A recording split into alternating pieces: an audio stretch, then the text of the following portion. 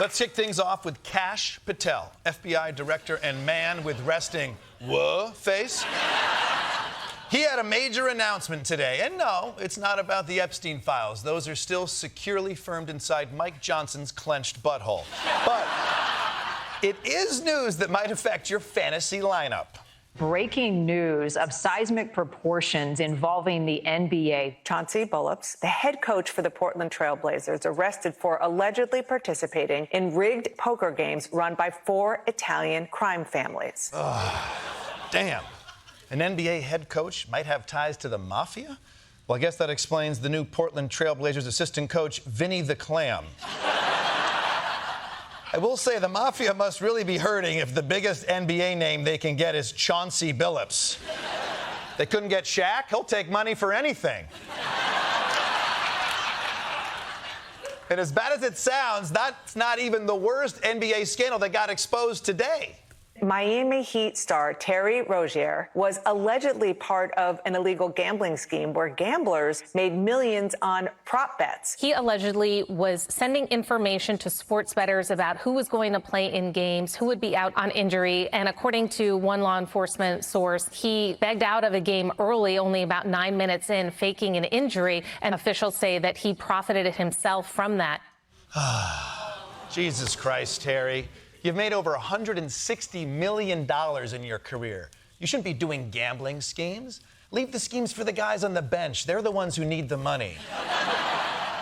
But still, I think the FBI should leave him alone. This is America.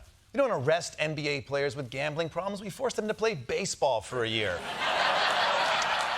Either way, the NBA understands this scandal has really tarnished their integrity. That's why the league is making it up to fans by offering them a $50 free play on a FanDuel using the promo code Jailblazer. I'm going to make it, baby. Come on. This is the one. This is the one. But enough about corrupt insiders gaming the system for profit. Let's move to Donald Trump. This week, he's been focused on his passion project, building a ballroom for the White House. Now, when he started, he promised that it would be separate from the existing White House and he wouldn't touch the East Wing, that this construction would strictly be over the pants. Then, this week, there was a minor change to the plan when Trump ripped open the side of the East Wing like it had a Labubu inside.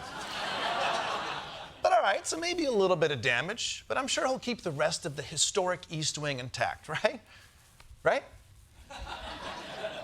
Right? New images appear to show the entire building is gone. It's been demolished. Jeez, holy shit, man. Keep in mind, everyone, this is a rental, you know? Any day now, Trump, yeah, you get it. New Yorkers get it. Any day now, Trump's gonna get a call from the White House's Albanian landlord like, what the f*** is this? What's going on here? But this is all happening so fast. This guy's been taking 15 years to give us a health care plan, but in 3.5 days, he's demolished half the White House. Donnie T, tell me this is going to end up looking good.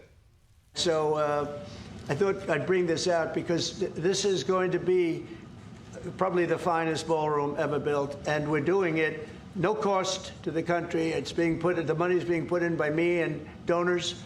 Jesus Christ. Look at this thing. It's huge. It's bigger than the actual White House. It looks like one of those crabs with the big arm, doesn't it? I mean, I don't know a lot about architecture, but I do know a thing or two about overcompensating for a small penis.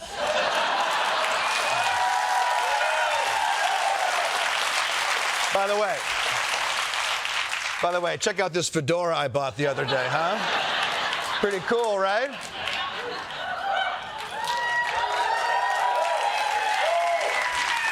No way a guy has a small penis who wears this. That's not funny. Oh, and in case you're wondering, that guy sitting next to Trump, that's not the ballroom architect. That's just the head of NATO.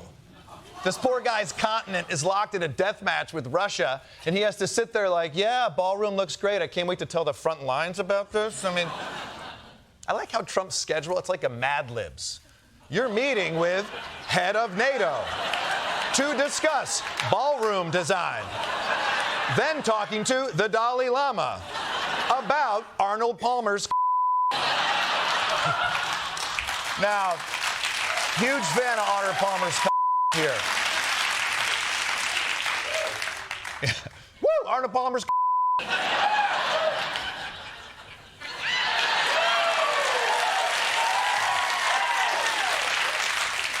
Now, you might be thinking, if a ballroom is so important, why didn't a previous president build it?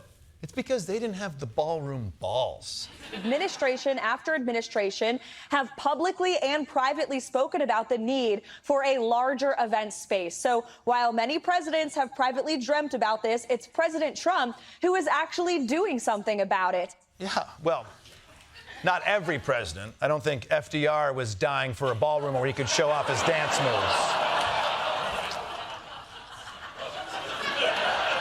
But besides him, every other president has wanted a ballroom. We all remember that famous scene, remember, from the movie Lincoln.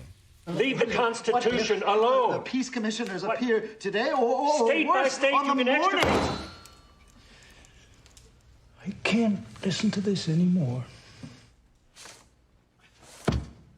We're stepped out upon the world stage now, with the fate of human dignity in our hands.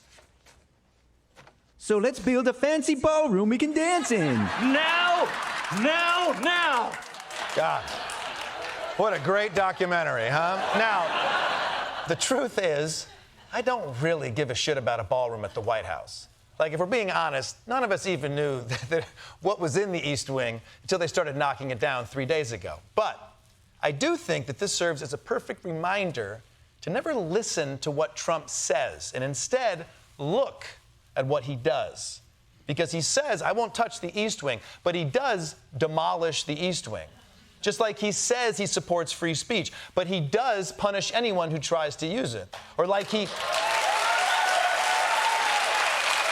says he loves the Constitution, but then he does blow up boats without any due process. So just remember, over the next 3 to 20 years that he's in office, don't listen to his promises, just look at the crater of results. Now, for more on the reaction to Trump's ballroom, we go to Austin, Texas with Josh Johnson. Josh, there's no way that Trump's base is happy with all the time he's spending on this ballroom. You couldn't be more wrong. All the podcast alpha males down here are excited about this, all right? I just sat down with the Cho Bros podcast, and this is exactly what they wanted. They demanded 2 things. 1, no dudes in dresses, and 2, a place where a man can pull up his finest breeches and wear a wig or whatever. Ashante, bitches.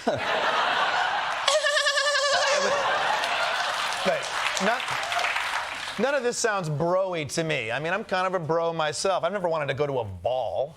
You sound a little sus if you ask me, all right? You're really saying as a little kid you never fantasized about receiving a wax-stamped invitation beckoning you to the grandest event of the season, all in the hopes you could stand in line gazing upon the fair countenances of the most eligible daughters in the land? No. Gay! How is that gay? Look, man, I just sat down with the Sloppy Seconds crew, and we all agree.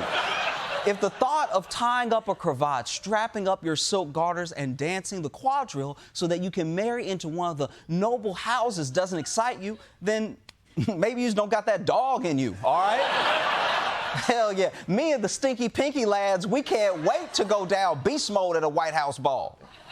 Beast mode? Like Marshawn Lynch? What? No. Beast mode, like when you're sweeping the beauty belle off her feet, all right?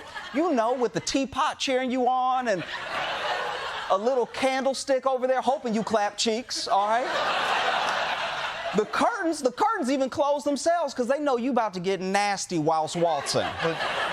I'm sorry, John, did you say whilst? Yeah, whilst waltzing. Like whilst waltzing? Whilst waltzing. Like whilst waltzing. Whilst waltzing. Forget it. I just think that when the base who voted for a man who said he was going to bring back manufacturing and construction, I don't think they were expecting a fancy White House ballroom. Oh, shit. Okay. Hold on, Kosta. This is my jam. to the window, to the waltz.